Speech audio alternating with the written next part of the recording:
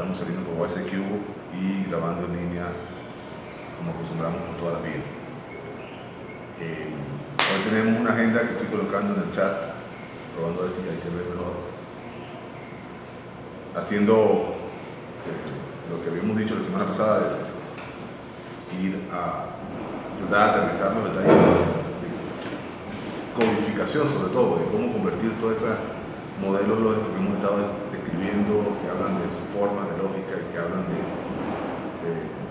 estrategias de razonamiento en código, fórmulas particulares. No digo concretas porque igual van a estar escritas, pero código de corra, por ejemplo, que uno pueda empezar a utilizar para resolver problemas particulares. Hablando de lo cual, pues bueno, hay que ir pensando en el proyecto. Así que voy a tratar de mostrarles dentro de un rato también un código que me parece que es un buen ejemplo de uso de Prolog por varias razones. Entonces, está en página web, pero por si acaso se va a caer esta cosa. En este momento, en una de mis páginas web, la de Simón.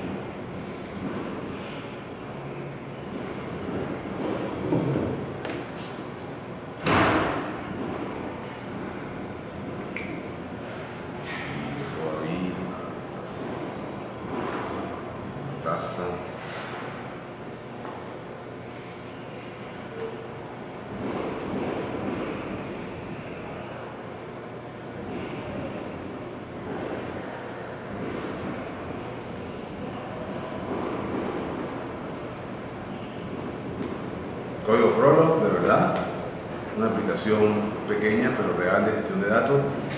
Se trata de las estadísticas de la aprobación de cierto conjunto de cursos de la Escuela de Ingeniería de Sistemas de esta universidad, y ahí está el código en un formato sacado de una hoja de cálculo que lo puedo leer dentro del programa Prolog y sacarle algunas estadísticas.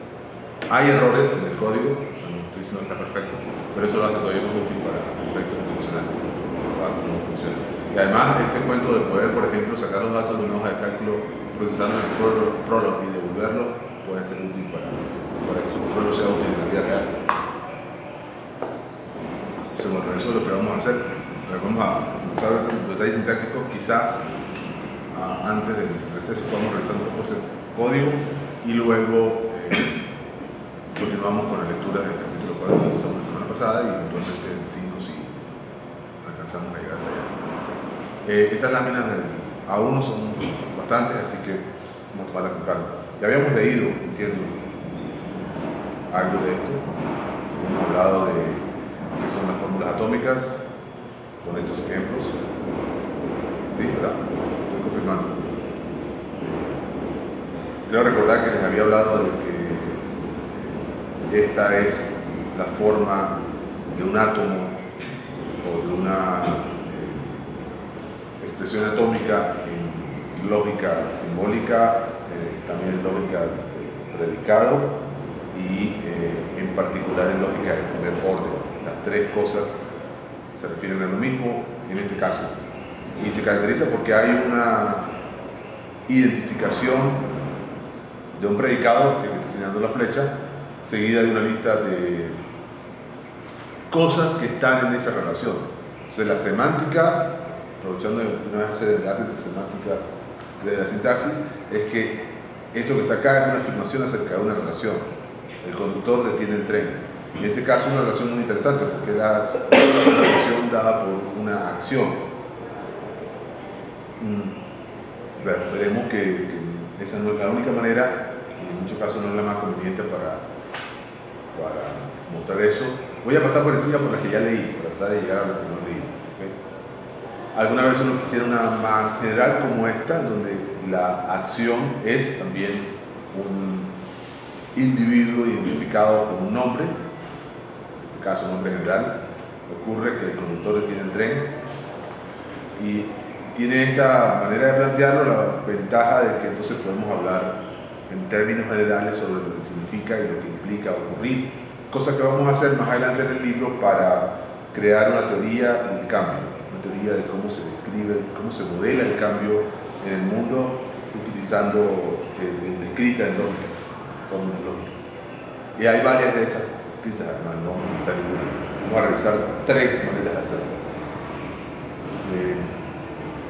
Pero, bueno, ya entonces verán la utilidad de esta manera de decirlo. Por lo pronto, lo que estamos diciendo es que hay más de una manera de plasmar cierta información en lógica, pero que en cualquier caso, si yo quiero afirmar algo categóricamente, es un átomo que tengo que construir de esta manera. Ojo, esto es lógica de predicado porque aparece esta identificación de la relación completa. Pero es también esta estructura es una proposición, ¿sí? A toda la estructura a quien le vamos a decir si es cierto o falso. Y uno puede reducir la lógica de predicado a la lógica proposicional meramente, donde no hay estos términos entre paréntesis, no hay variables, no hay constantes, no hay funciones. Es más simple. Lo puede hacer escribiendo, por ejemplo, algo como esto que está acá abajo. Curre detiene el conductor tren en una declaración simple, un átomo sin estructura interna, que corresponde a la lógica proposicional perfectamente. Es una proposición, una variable proposicional también se le llama. Eso de variable proposicional puede confundir porque nosotros acostumbramos a hablar de variables como lógica de predicado, que son estos símbolos que uno está utilizando que puede tener después cualquier valor particular. Pero se refiere a que a la proposición se le puede asignar el valor de cierto o falso. Se habla de variable proposicional. ¿Y para qué sirven todas estas estructuras? Bueno, para crear reportes del estado del mundo, por ejemplo, o un reporte completo de algo que ha ocurrido, de una historia, como la que tienen en pantalla. Ahí hay un solo evento, pero se puede ver sin pérdida en generalidad que eso podría ser una colección de eventos. Disculpen el formato, uno suele colocarlo uno debajo del otro, pero para que cupieran el lámina lo coloco uno al lado del otro. Lo que está en pantalla, está Ricardo, buenos días. Conectado a su PDA. Está bien. Pero lo esté manejando también al mismo tiempo. ¿Cómo funciona esto? Bueno, en este caso es lo mismo que hacemos cuando creamos una base de datos.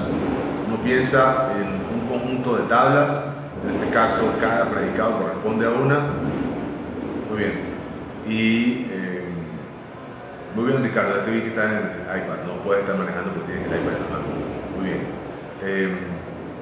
Y entonces cada predicado corresponde a una de las tablas y nosotros conectamos las tablas por medio de clave, le llamamos, base de datos. Aquí es simplemente un nombre compartido. Por ejemplo, de meter una clave, el evento 0014, por alguna razón, hay muchas maneras de asignar identificadores específicos a los eventos, que además hay que cogerlo con cuidado porque sabemos que, por ejemplo, en algunas aplicaciones pueden ser muchos eventos, entonces tenemos que tener un sistema de numeración o identificación sistemática. Perdón.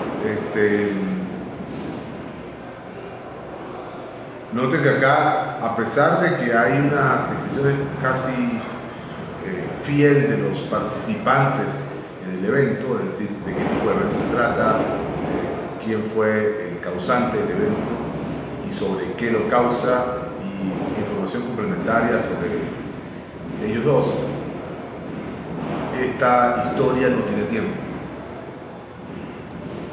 No se ha dicho ocurre en tal momento, por ejemplo, que es como se suele reportar en una base de datos histórica, la información temporal, que nosotros deliberadamente la estamos dejando de lado al principio del curso, porque una vez que uno coloca esa variable temporal, que parece algo muy ingenuo, la representación se complica. Vamos a ver después por qué. Esta representación dice por acá abajo, vuelve explícito que el conductor 007 es un identificador individual y que el tren es un tren particular con su propio identificador único, el cruce colador. Es decir, este es un registro particular de un evento. ¿Sí? ¿Está llamando Ricardo? ¿Quieres decir algo? ¿O era sí, para saludar? Qué bueno que tenemos un buen hecho de banda hoy.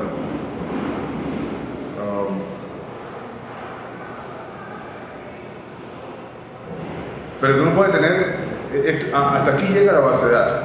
Este es el trabajo tradicional de diseño de la estructura para colocar la información que uno quiere guardar al respecto. Lo que nos da ahora la lógica y la lógica computacional ya implementada, convertida en un sistema real, lo vamos a ver con Prolog, es que yo puedo, al lado de la información concreta, colocar reglas. Reglas, por ejemplo, para combinar la data y crear lo que en base de datos se llama una vista. Un registro forjado a partir de tablas separadas que parece como si fuese una sola tabla.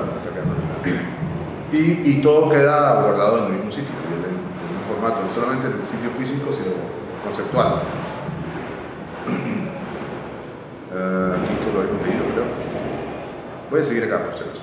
Vamos a notar que las representaciones son un tanto incómodas en comparación con las operaciones en lenguaje natural. Suelen ser necesarias en las implementaciones computacionales de la lógica, donde las distinciones que ellas introducen son inevitables. Se puede argumentar, que tales distinciones son inevitables también en un lenguaje de pensamiento para un agente humano. ¿Cuáles son esas distinciones? Bueno, el hecho de que yo pueda decir claramente quién es el agente del evento, por ejemplo. Puede ser que uno lo omite en contexto cuando está hablando de lenguaje natural. Bajó del avión, no dice quién, por ejemplo. Suponiendo que hay una historia previa, dime. Aquí es un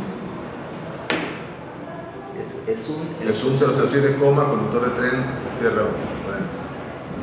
Ajá, dime. No, el es un ¿Qué papel tiene acá? Acá es un átomo más, pero se le usa para capturar el hecho de que el primer argumento es del tipo que señala el segundo. Entonces es como una taxonomía. La jerarquía taxonómica se crea por esa vía. Cada enlace, la jerarquía es uno. Entonces, un perro es un can. Un can es un mamífero y así sucesivamente. Y esa es una de las maneras en que se codifica una taxonomía, una ontología, de hecho. Ontología taxonómica. En este caso, ese es el propósito. ¿Y para qué? Dice uno, bueno, para poder que, si en otro lado estamos hablando de ciertas reglas que aplican a conductores de tren y a trenes, yo puedo hacer inferencias sobre el 007 y sobre el consejo volador usando esas reglas, porque puedo hacer la conexión. Puedo decir, esto es un tren. O sea, como un tren, no sé qué pasa, es normal una regla. O sea, eso es la taxonomía, simplemente. No hay mayor cosa. Pero es otra cosa. La representación informal que usamos en la mayor parte de este libro tiene la ventaja de que oculta esa complejidad subyacente en las representaciones más precisas. ¿Alguien sabe de dónde sale ese poco el martillero? ¿Cuál es el martillero? Ya se vive, ¿verdad? Se viene de 6, ¿No lo he visto? 6, S.A. No podrían hacerlo en otra época.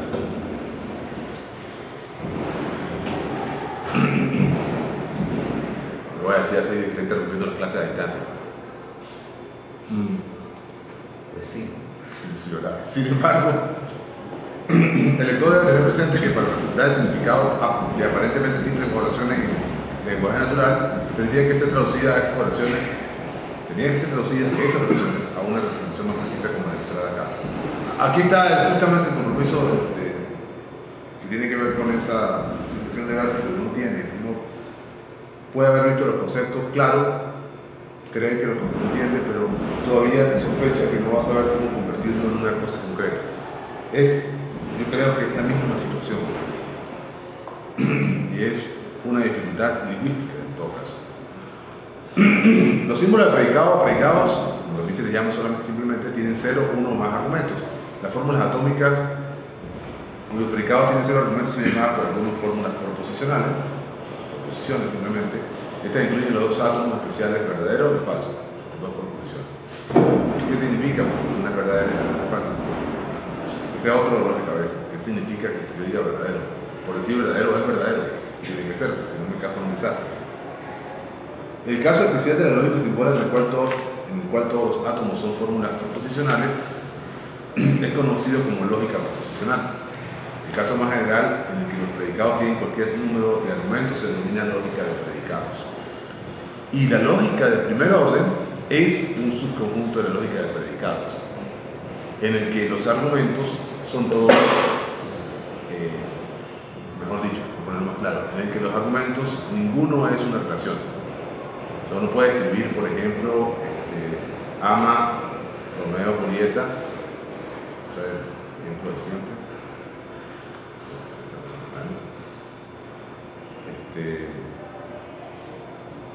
Y eso es lógica de predicado porque Romeo y Julieta son identificadores de objetos directamente, no de relaciones. Si yo digo ama Romeo, no, ama, bueno, parece lograr algún sentido. Ama Romeo, Julieta. Eso que está ahí también es una declaración posible lógica y podría ser utilizada para decir que Jacinto ama el hecho de que Romeo ame a Julieta. Esa es una declaración de segundo orden, porque uno de los argumentos es una relación. Eso ya no es lógica de primer orden. Si uno se restringe a que no, solamente nos permitimos objetos directamente referenciados entre los argumentos, tenemos lógica de primer orden. Eso puede significar, más adelante, que hagamos una transformación macabra en filosofía que se llama cosificar la relación. O sea, en algún momento yo le voy a poner un nombre a un evento, por ejemplo, y hay gente que cree que un evento no puede ser un objeto porque no existen de verdad. Los eventos son el efecto de la combinación de cosas, son relaciones realmente. O sea, hay una discusión todavía pendiente y eso vamos a ver más adelante, que al final lo que importa es que funcione. Las fórmulas proposicionales son relaciones que denotan directamente proposiciones. Los predicados con un argumento denotan propiedades de individuos y los predicados con más de un argumento denotan relaciones entre individuos. Esta distinción entre proposiciones, propiedades y relaciones es significativa en el lenguaje natural, pero es una complicación innecesaria y no es bienvenida en la matemática. Es más simple y más conveniente referirse a esas tres nociones como relaciones, que pueden mantener 0, 1 o más individuos. Con esta convención podemos decir directamente que los símbolos de predicados denotan o representan relaciones. Lo que estamos diciendo en esa itálica que está en la parte de abajo es nada más y nada menos que la semántica de los símbolos de predicados. Cuando uno vea el lado derecho, esta cosa que acabo de resaltar en el chat, tiene que pensar que lo que viene después, que todo eso es una declaración sobre una relación y que tiene que buscar el significado para esa vida. No obstante, no todas las relaciones deben ser representadas por símbolos de predicados. Las relaciones pueden ser también representadas por predicados propiamente dichos, que son expresiones compuestas construidas a partir de expresiones más simples que se combinan usando las conectivas lógicas como y, o, no y sí. Por ejemplo, la propiedad de ser alto y atractivo puede notarse como un predicado compuesto, digamos, alto y atractivo. Yo debería decir predicado compuesto de que no tiene por qué ser expresado a través de un nuevo símbolo de predicado. Yo puedo inventar un símbolo alto y atractivo, todo pegado, abro paréntesis, X, cierro paréntesis. Pero no tiene sentido hacer eso con cada relación. Es decir, tendríamos que como si estuviésemos haciendo el relacionamiento por adelantado. Será conveniente con frecuencia hablar de tales predicados sin tener que forzarles una representación con símbolos de predicados particulares. La denotación es una relación semántica entre los símbolos y los objetos que estos símbolos representan.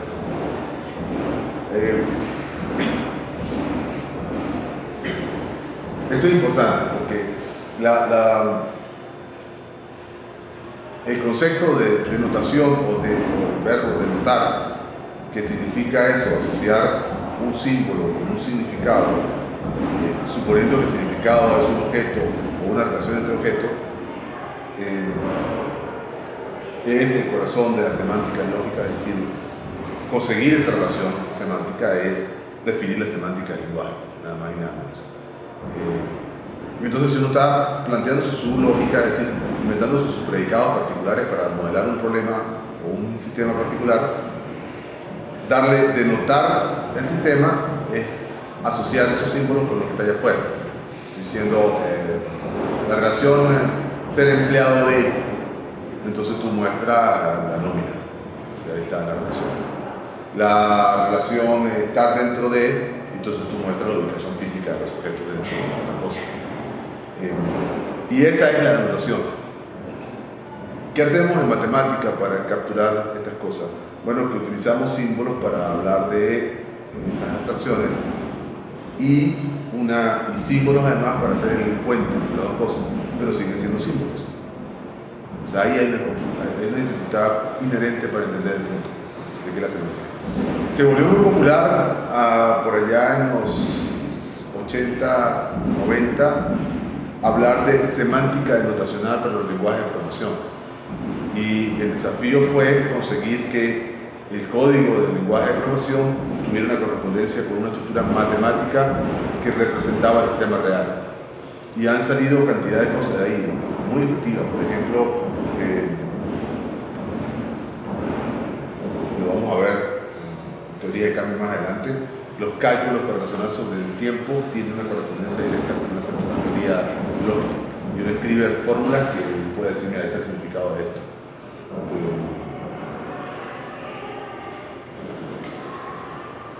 Prolog y los lenguajes de programación lógica tienen una semántica denotacional fundada sobre lo mismo que se fundó Prolog, la semántica de la lógica computacional o también la lógica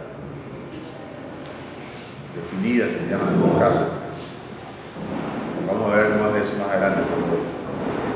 Mi experiencia con meternos en ese mundo es que el esfuerzo de comprensión no es trivial y hay una alternativa a la semántica denotacional que es mucho más atractiva, que se usa casi regularmente y casi sin pensarlo en los lenguajes de programación profesional, que se llama semántica operacional operativa, y consiste en que uno asocie a cada instrucción posible en el lenguaje de programación una transformación dentro de la máquina. Uno dice, esta instrucción lo que hace es tal cosa. Cuando hace ese puente, tiene una semántica operacional. Nosotros hemos intentado mezclar las dos cosas.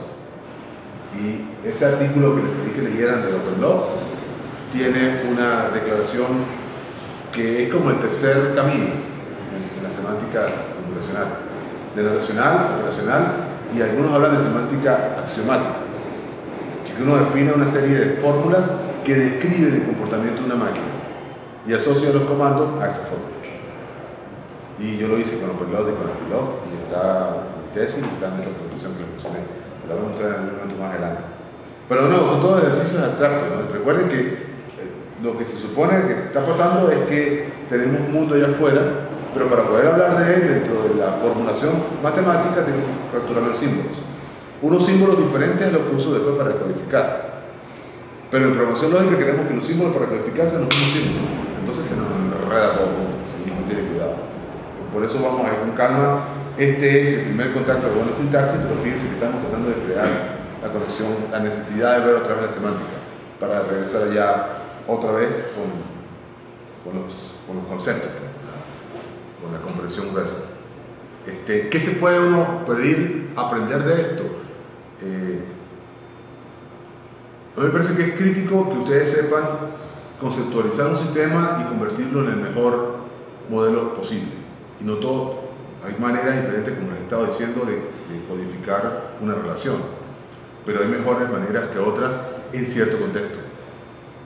Entonces, esa sutileza quizás no trata en términos prácticos, que uno pueda decir, bueno, yo necesito la relación con tales argumentos porque voy a razonar de esta manera, estas son mis reglas de razonamiento, y entonces lo que antes en otros mundos se hacía hace un momento, en otro lugar se definía con lógica de segundo orden, yo la voy a convertir a forzar a que sea lógica de primer orden por conveniencia técnica. Ustedes tienen esa capacidad, lo que nos interesa. Entonces vamos a ver por ahí más adelante. Ahora déjenme continuar acá. Pero antes de discutir la semántica debemos completar la discusión de la sintaxis. Así que vamos con la discusión de la sintaxis. Esto ya lo habíamos dicho, pero lo repito porque me parece importante. El tipo de término más simple es una constante, 007, que denota un individuo, digamos una persona nacida el 1 de abril del 2000 algo, hijo de Mary Smith y John Smith de Bedford, Inglaterra. Esto es algo muy británico, por cierto. Una vez que llegan a Inglaterra ya hemos explicado todo, no hay que decir más nada. No hay que decir que Inglaterra es un país europeo, que además es un país con forma de Reino Unido, que están a punto de dividirse entre ellos. No, una vez que uno dice England, ya todo el mundo se ubica.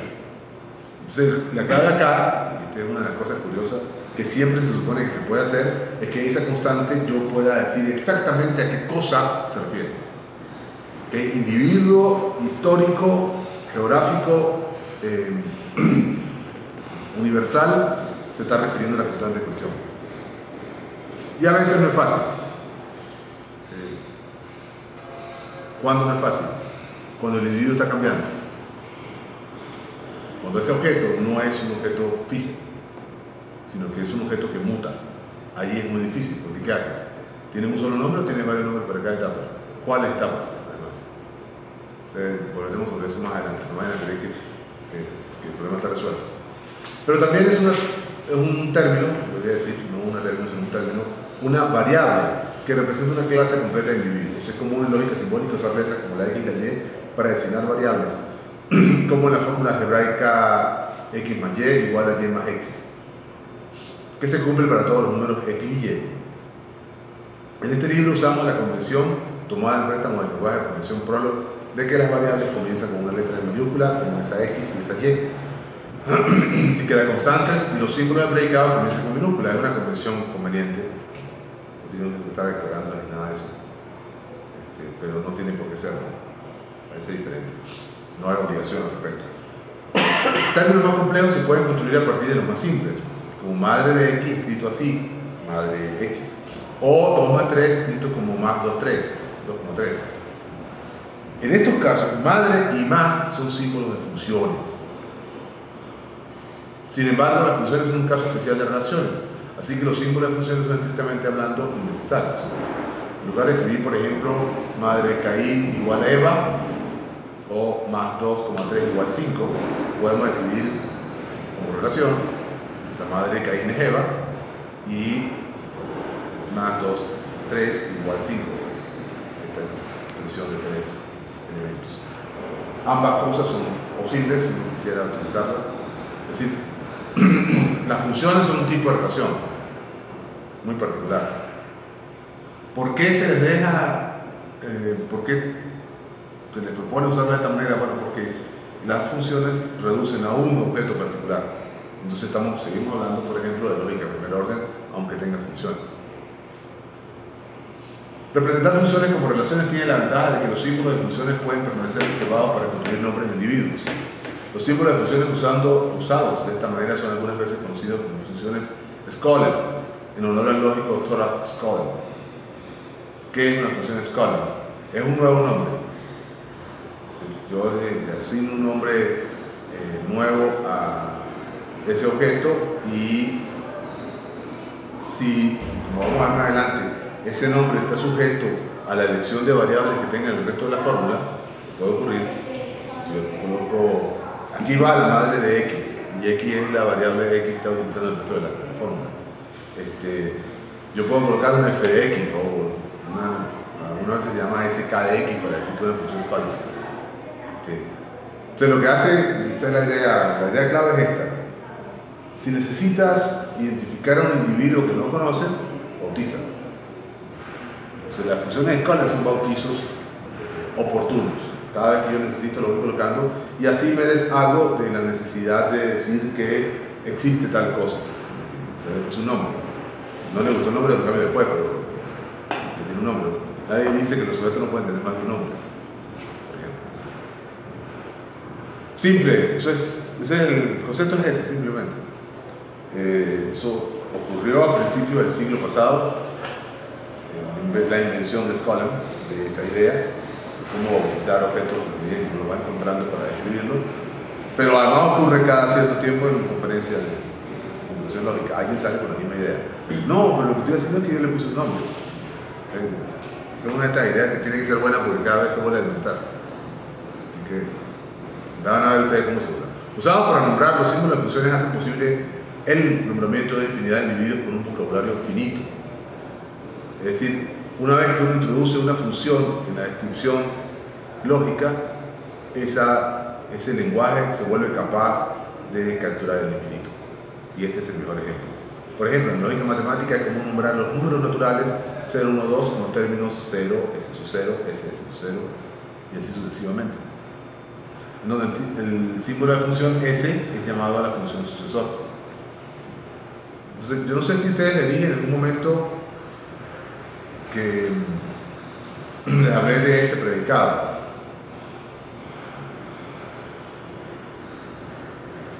No es predicado, es un operador.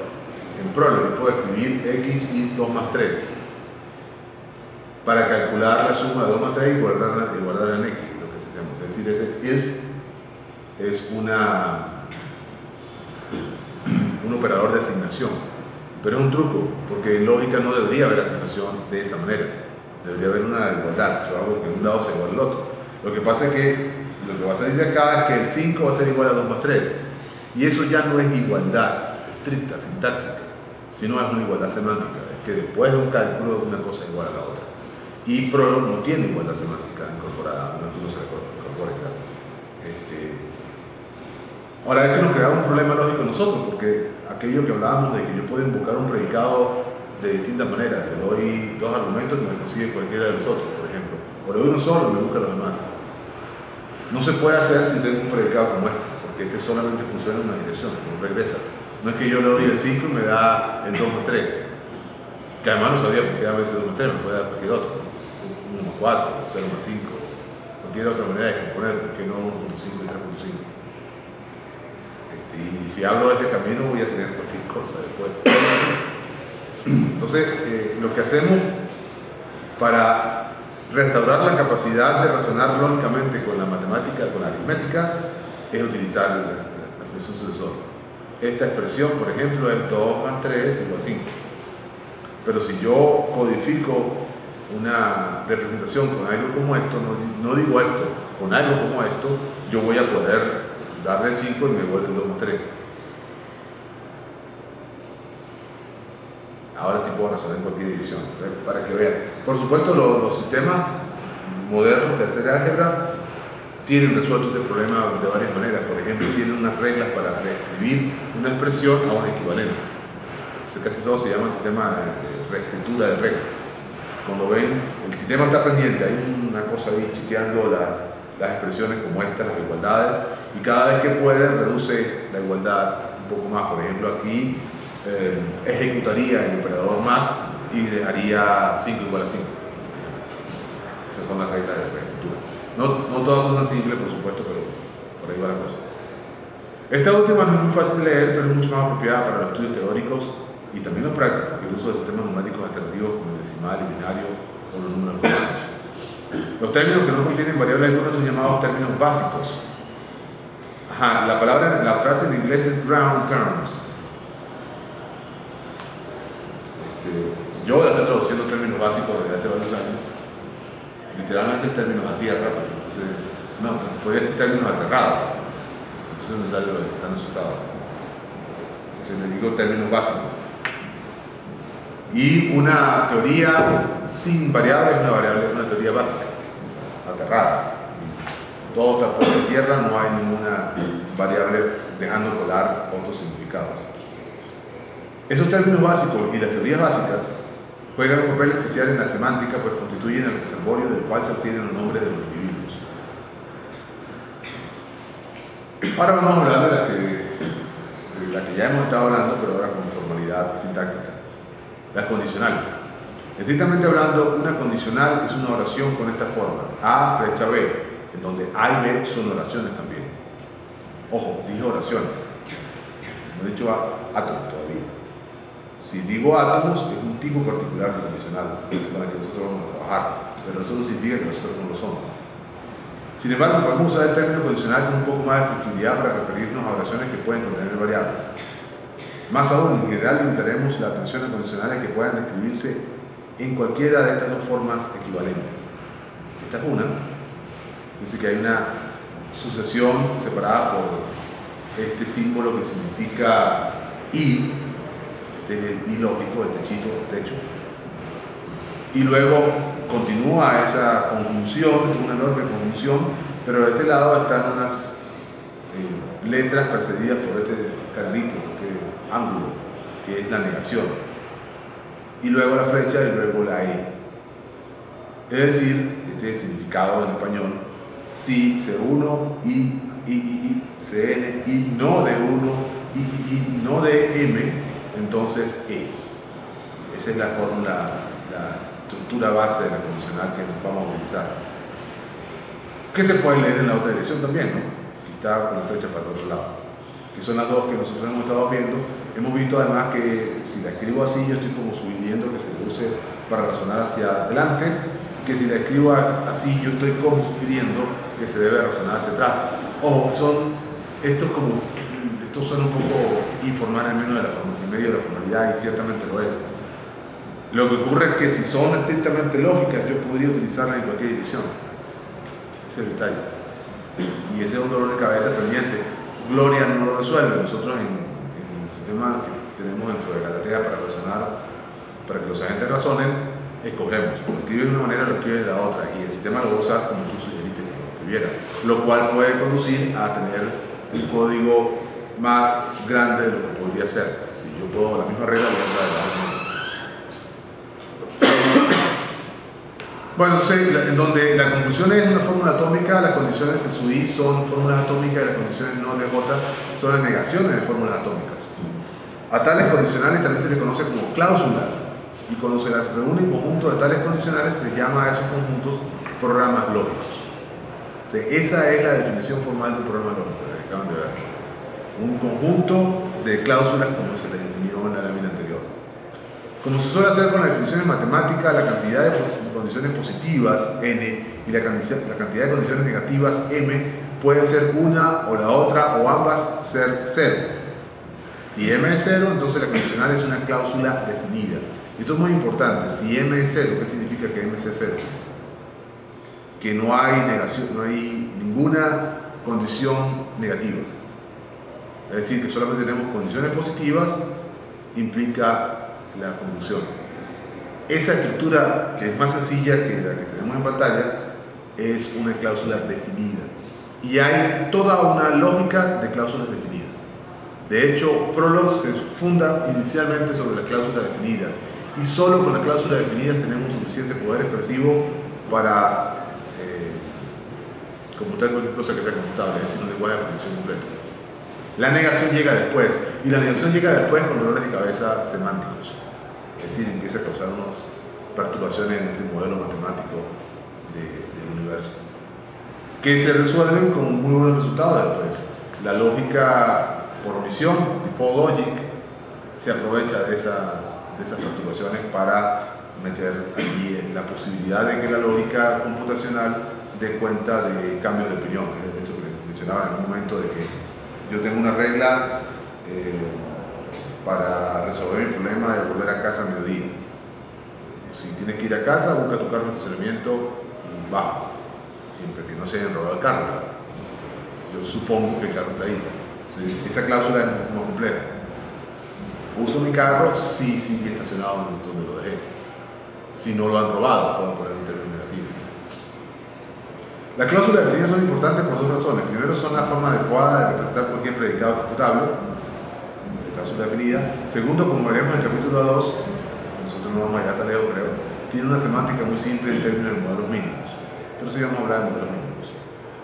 Si la cantidad de condiciones n más m es 0, es decir, no hay condiciones, la condicional degenerada es si nada o nada si implica e. Ojo, ese nada, hay que tener cuidado, ese nada no es falso. Es de hecho simplemente una relación atómica, y normalmente se le escribe sin la flecha, simplemente como e punto. El hecho es de hecho, o sea, es un hecho. La flecha hacia atrás se lee sí, y la flecha hacia adelante tiene el mismo significado pero en dirección opuesta. El símbolo techo es perdón, me sigo equivocando con la letra S.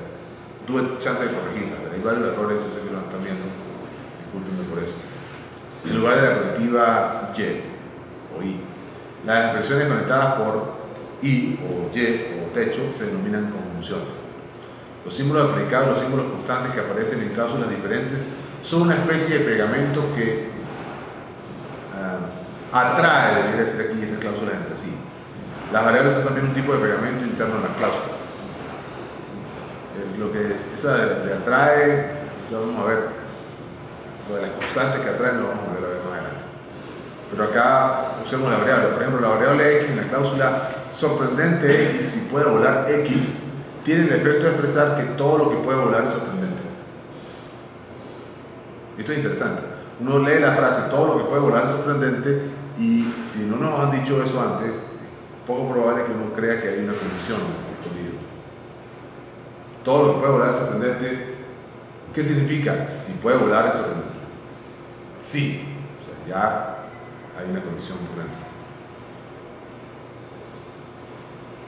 Por otro lado, si son dos variables en la cláusula como sorprendente x y puede volar y, se tiene la expresión de si algo puede volar, entonces todo es sorprendente. Que no significa lo mismo. Un pequeño cambio. Alguien se equivocó al escribir la expresión, en lugar de x aquí escribió y. Cambió completamente el significado de la frase. Completamente, no van a tener el mismo significado. Por eso es que si ustedes escriben esta expresión así tal cual y la traducen al prólogo, es decir, colocan esto queda igualito, dos puntos, guión, esto queda igualito, punto al final, y esa es la cláusula del prólogo, y se la dan al compilador, cuando carguen en memoria le va a salir un warning, una advertencia del prólogo, del sistema, que les va a decir la variable x y la variable y se están utilizando una sola vez. Aparece una sola vez. Profesor, ¿por qué todo es sorprendente? ¿Por qué no solo y es sorprendente en la segunda cláusula? Porque y es todo.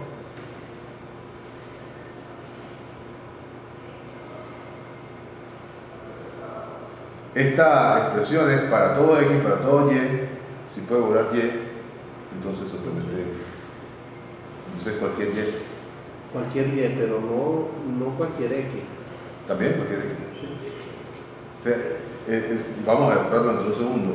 Estas expresiones, si yo no digo qué clase de cuantificación, aquí me estoy refiriendo con la x y la y, es universal, es decir, es a todos, a cualquier x y a cualquier y.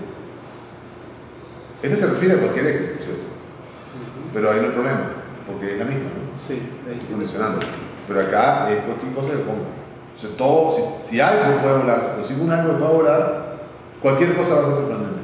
Y entonces, para expresar que si algo puede volar, esto otro es sorprendente, ¿cómo lo representaría? ¿Otra vez? Si X puede volar, ¿cómo me sorprende Y?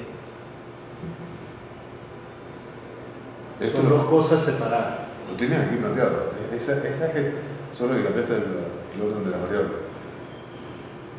Y eso no importa. X, Y, X, la misma cosa. Esas son las dos posibles. Aquí se está enfatizando el hecho de que cuidado con la cuantificación, y vamos a hablar de eso más adelante, que no es lo mismo decir todo lo que puede volar es sorprendente que si algo puede volar entonces todo es sorprendente. No es lo mismo, pero acá en esta manera de presentarlo nuestra se parecen mucho, a pesar de que los significados son distantes. Vamos a ver a qué se refiere con eso la cuantificación. Las variables en la cláusula se dice entonces que están cuantificadas universalmente dentro del alcance de la cláusula en la que aparecen. En lógica simbólica, la cuantificación de variables se describe normalmente con los símbolos.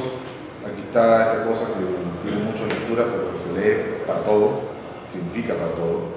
Y este otro símbolo, que le faltó aquí la rayita por alguna razón, culpa del PDF aquí metido. O sea, son tres, es como una E al revés, que significa existe. Y el alcance de esos cuantificadores es indicado por los paréntesis. De esta forma, las condicionales anteriores se tienen que escribir realmente, para hacer con toda precisión, así. Esta es la verdadera fórmula anterior. Para todo x, sorprendente x sí puede volar x. Y la otra es para todo x, para todo y, sorprendente x sí puede volar y. Si ustedes quieren decir lo otro. Son diferentes. Y acá esta es más diferente todavía porque le agregamos esta cosa diferente. ¿Dónde está el existencial acá abajo? Porque si algo existe, entonces todo es sorprendente. No, si algo puede volar, significa que si existe algo puede volar. O sea que aquí hay un existe escondido, pero yo no veo, que es puro universal. Bueno, ahí está el cuento este de que el cuantificador universal tiene una posible transformación al existencial. Es decir, yo puedo decir, voy a decir, puedo escribir acá. Puedo decir para todo, esta es la que yo suelo utilizar para, ¿dónde está la otra? Para todo X not ama Romeo a X.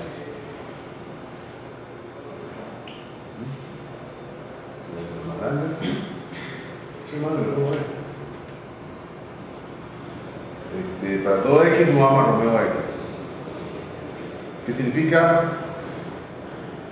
Que para todo X no ama Romeo a X. Romeo no ama a nadie. Exacto. Que no existe nadie a quien Romeo ame. Romeo no ama a nadie, lo decimos en español, pero la expresión más precisa es la otra. No existe nadie. Es decir, esta expresión es equivalente a que yo diga no existe X, ama Romeo X. O sea, cuando yo paso por encima del not, el cuantificador se convierte en el otro. El universal se convierte en existencial y al revés. Si es existencial, se convierte en universal. Entonces, ¿dónde está aquí? Bueno, que cuando uno lo coloca en la expresión en español, está pasando esta Y para acá, por atrás. Y al pasarla por encima de la negación que está escondida aquí, vamos a ver eso más adelante, hay una negación escondida detrás de la flecha, se convierte en, yo puedo escribirla para todo Y, para todo X, sorprendente X, si existe un Y que puede volar Y. Si esa expresión, no sé si la puedo colocar por acá en el pizarrón, ya que tenemos tan buen ancho de banda hoy, vamos a empezar a utilizar el pizarrón que me hace falta hace rato. Yo podría escribir esa fórmula así. A ver, suelta. Para todo X sorprendente X si existe Y puede volar Y. Disculpen ustedes, no estoy muy claro. Para todo, ahí está la misma expresión que escribí antes, con las dos cuantificadores al frente, tiene ahora su cuantificador del lado de acá. ¿Por qué? Porque esa expresión, esto no se lo voy a escribir más grande, porque esto va a ser más difícil de asimilar, esa expresión es equivalente a esta. Para todo X, para todo Y, sorprendente X o no puede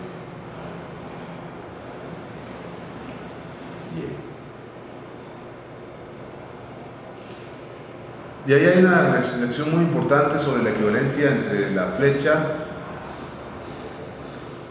sobre la condicional, y esta combinación de o no.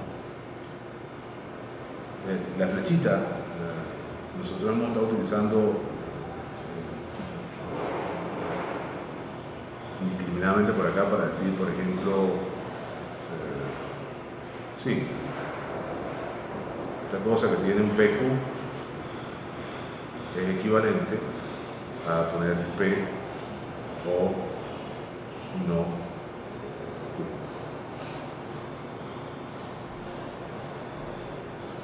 Y ese quizás es el dolor de cabeza de la semántica del sí que hay que resolver. Tiene que asegurarse de que creen esto. No es que cambiarse de religión, ni mucho menos, pero probarlo con la fórmula, probar que cuando uno deduce, el hecho de que esta equivalencia se cumpla le permite a uno obtener otra cosa más adelante. Es lo que está pasando detrás de estas conclusiones. Volvemos acá entonces. No hemos terminado. Sí, falta esta parte de abajo. Puesto que todas las variables en una cláusula están universalmente cuantificadas y su alcance es toda la cláusula, alcance quiere decir que esta X es esta misma X que está aquí. O sea, tiene alcance en la cláusula se termina aquí. Pero esta X y esta X son diferentes. Eso es lo que realmente significa. Es decir, esta X de acá no es esta misma que está acá. Como ocurre en otro código de formación, uno coloca una variable en la parte de arriba y de para adelante la misma. Cuando menos un cierto alcance. Siempre hay un alcance, pero hay variables globales, decimos nosotros. La defino una vez y después para adelante, siempre que se refiera, va a estar refiriéndose a lo mismo. Acá no. Las variables tienen un alcance en la cláusula, solamente. Ah, no hay manera de tener valores globales. Sí hay manera. Tú creas un átomo que tiene el valor global y cada vez que lo necesites lo invocas. Es todo. Un poquito más incómodo, pero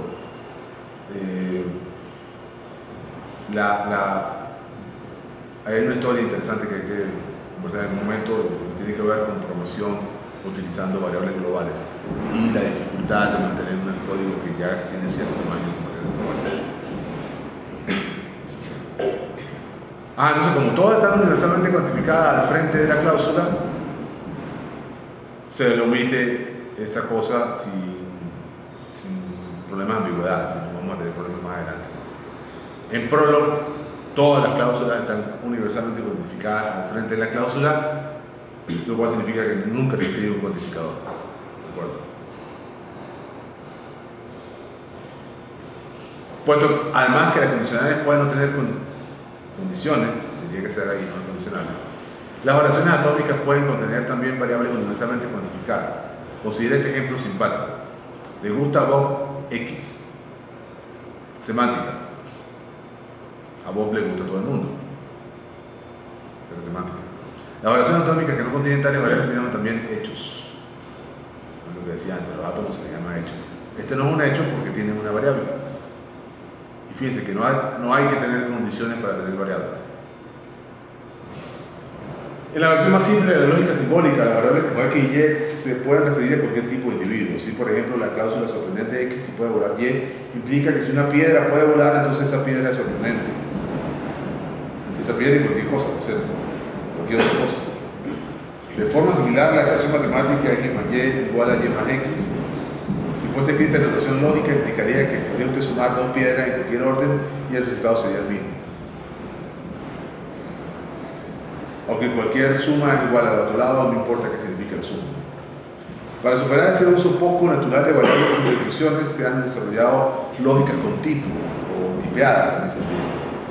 Tipeadas, tipadas, no sé cómo se traduce exactamente en español, en las cuales las variables sí están restringidas, de manera que se refiere solamente a individuos de cierta clase llamados tipos. Un efecto similar puede obtenerse con algo de dificultad en una lógica sin tipos, incluyendo una condición extra para cada variable, en cuyo predicado se exprese el tipo de la variable.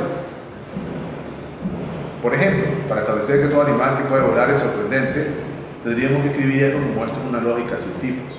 Sorprendente X si puede volar X y animal X. Y aquí está la declaración del tipo de la variable.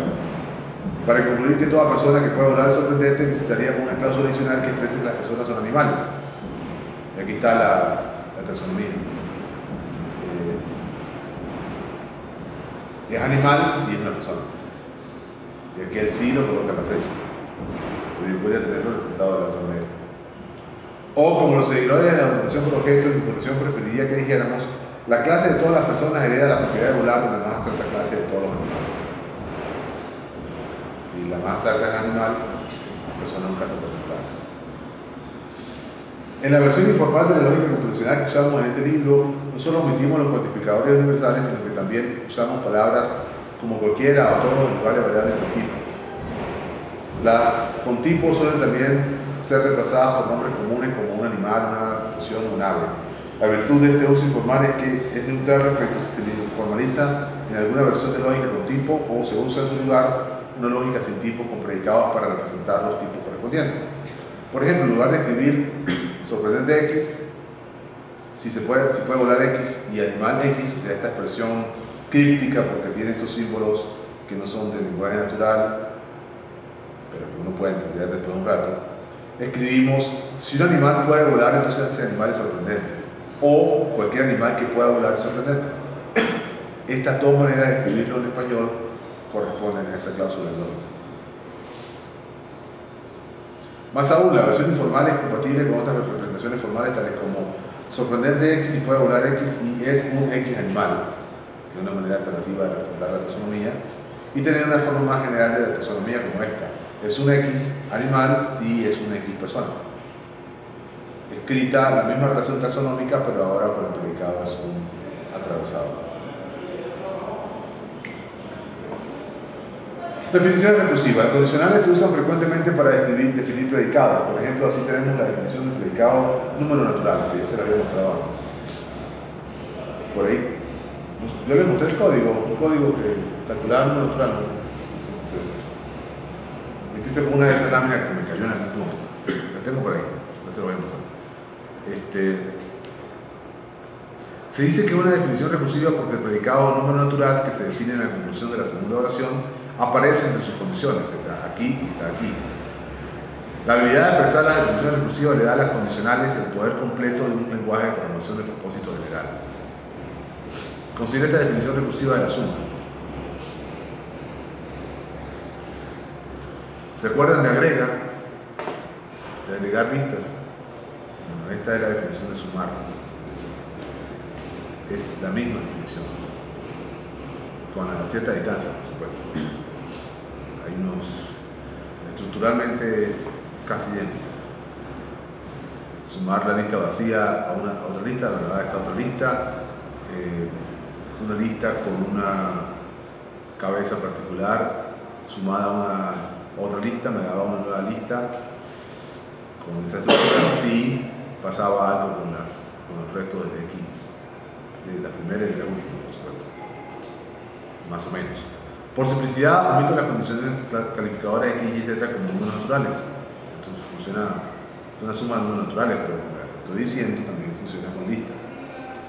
En la notación no funcional, la definición es mucho más simple y luce algo así como X más Y igual a X, y al sucesor de Y X le sumo Y, va a ser igual a que tenga el sucesor de X más Y. Esta es la expresión algebraica de esta expresión que está acá arriba.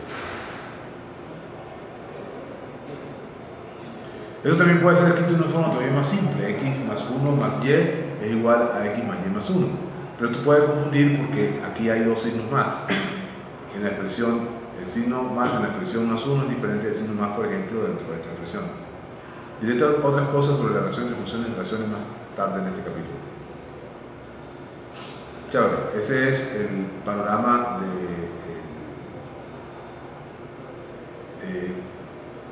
a ver, las formas básicas de lógica del lenguaje que estamos construyendo. La condicional, compuesta a su vez por átomos que son predicados, que tienen argumentos, y esos argumentos son términos, siempre se dice términos en lógica. Un término puede ser una constante, una variable o una función de esos términos. Ese es el lenguaje. Lo que vamos a ver ahora es cómo usar ese lenguaje. No sé si quieren parar acá, tomar el break temprano, porque yo sé que esto cansa más que la otra cosa.